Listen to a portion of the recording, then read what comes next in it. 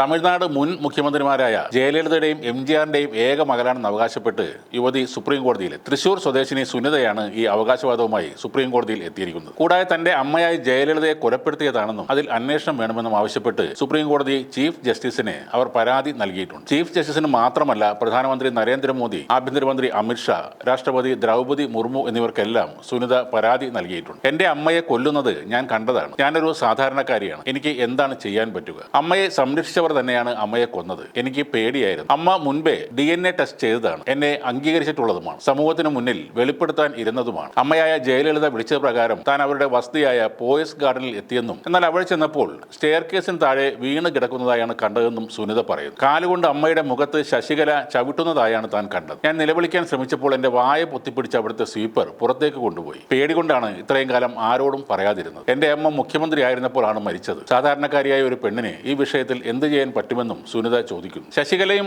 മന്നാർക്കുടി മാഫിയയുമാണ് ഇതിന് പിന്നിലെന്നും ഇവർ ആരോപിക്കുന്നുണ്ട്. ഇതിനു മുൻപ് ഇക്കാര്യം ആരോടും വെളിപ്പെടുത്തിയിട്ടില്ലെന്നും അവർ പറഞ്ഞു. അമ്മയ്ക്ക് നീതി വാങ്ങി കൊടുക്കണമെന്നാണ് തന്റെ ആഗ്രഹമെന്നും അവർ പറഞ്ഞു. എംജിആറിന്റെ ജോലിക്കാരൻ മുഖാന്തരം അദ്ദേഹത്തിന്റെ വീട്ടിലാണ് താൻ വളർന്നതെന്നും അവർ പറയുന്നു. തന്റെ അമ്മയായ ജയലളിത 18-ാം വയസ്സിൽ തന്നെ തിരിച്ചറിഞ്ഞതാണെന്നും എല്ലാ കാര്യങ്ങളും അമ്മ നടത്തി തരാറുണ്ടെന്നും സുനിത പറയുന്നു. ഇത് വലിയൊരു വിവാദം ആകുമോ എന്ന് അറിയില്ല. കാരണം നേരത്തെയും ഇങ്ങനെ അവകാശവാദങ്ങളുമായി ആളുകൾ എത്തിയിട്ടുണ്ട്. 2017-ൽ ജയലളിതയുടെ മകളാണെന്ന അവകാശവാദവുമായി രംഗത്ത് വന്ന ബാംഗ്ലൂരുകാരിയായ അമൃതയുടെ വാദം സുപ്രീം കോടതി അന്ന് നിരാകരിച്ചിരുന്നു. 37-കാരിയായ അമൃതയാണ് താൻ ജയലളിതയുടെ മകളാണെന്നും അത് തെളിയിക്കുന്നതിനായി DNA ടെസ്റ്റ് നടത്തണമെന്നും ആവശ്യപ്പെട്ടുകൊണ്ട് സുപ്രീം കോടതിയിൽ ഹർജി നൽകിയത്. ജയലളിതയുടെ സഹോദരിയാണ് തന്നെ ദത്തെടുത്ത് വളർത്തിയതെന്നും കഴിഞ്ഞ വർഷം അതായത് 2016 ഡിസംബർ 5-ന് ജയലളിതയുടെ മരണശേഷമാണ് അവർ തന്റെ അമ്മയെന്ന് അറിയുന്നതെന്നും ഇവർ പരാതിയിൽ പറയും. 1980 ആഗസ്റ്റ് 14-ന് ജയലളിതയുടെ മൈലാപ്പൂരിലെ വസതിയിലാണ് തനിക്ക് ജന്മം നൽകിയതെന്നും ബ്രാഹ്മണ കുടുംബത്തിന്റെ അന്തസ്സ് നശിക്കാതിരിക്കാൻ ഈ കാര്യം രഹസ്യമായി വെക്കുകയായിരുന്നുവെന്നും അമൃത പറഞ്ഞു. ജയലളിതയുടെ മൂത്ത സഹോദരി ശൈലജയുടെ വളർത്തുപുത്രിയാണ് അമൃത. 2015-ലാണ് ശൈലജ മരിക്കുന്നത്. വൈകാതെ തന്നെ അവരുടെ ഭർത്താവ് സാരഥിയും മരിച്ചു. മരണക്കിടക്കയിൽ വെച്ച് സാരഥിയാണ് അമൃത